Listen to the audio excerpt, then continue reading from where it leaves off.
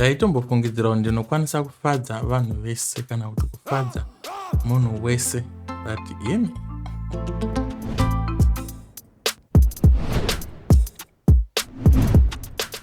Hello guys, how are you? My name is SGP. Yes, I am your friend. I'm always sharing you with my life experience so that unokwanisa kudzidza something. Usazodzokera the same mistake yandakaita. Please don't forget to subscribe to my YouTube channel Sekuru Good Picture TV and follow my Facebook page. Anyway, rikatipinde munyaya yedu yanhasi. Nyaya yedu yanhasi ndeyekuti guys, haukwanise kufadza munhu wese kana kuitira munhu wese zvinhu zvaanoda. It is very dangerous kugara kana kurarama uine that mentality yekuti you can always be Mr. Nice Guy.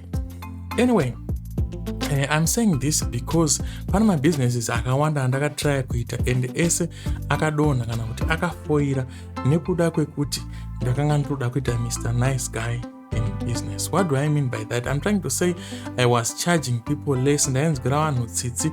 I was putting in massive discounts ndichiti mafriends angu, ndichiti hama dzangu, ndichiti chii, but zvaka-affecta mabusiness wazvo zvekuti at the end of the day I thought maybe kuti handisi kugona kurana business or this thing is not for me, but only to realize later after losing the whole investment in business kuti no, I was doing it wrong. Please, vanhu ngavachajwe, hama ngadzichajwe, shamwari ngadzichajwe. Kana dziri hama dzako chaidzo, dziri shamwari dzako chaidzo dzinoda kukusupport, they are going to pay the amount of the services yaunenge uchivapa fully. Ndokunonzi kusupporta, not kuti tinoera mutupo umwe chete nekuti uri mwana wamai vangu kana tinomwa tese hwahwa. No, that's not what friendship is. Friendship is when those people come and invest in your business and promote your business, paying the fully required amount. Kana mazoenda kubhawa kandopa uchabvisawo mari yacho yekumwa, unochiona kuti wabhadharisa munhu half or waitira munhu mahara. Waenda kubhawa ndiye akutenga doro, akufamba achudza vanhu ndotenga doro, ninga atenge doro, but now they are forgetting kuti you did everything for them for free. Ndopa ungadai wakatoonawo mari yekutovatengerawo doro uye nekuti business rako rienderere mberi. Saka guys, be careful. Vanhu ngavabhadhare zvinenge zvichidikanwa kuti vaite sei vabhadhare, because at the end of the day you are going to find out kuti business rako richadonha and richafela. And what those people do, vanongopeka mabhegi avo voenda kunext door kune mumwe, and they are going to pay a full amount for the services rendered ikoko. Saka guys, please, kana hama yako in a business, support, pay full amount. That's what support is. Haikona kutora advantage yekuti ihama yangu saka I'm going to pay half or I'm not going to pay anything at all.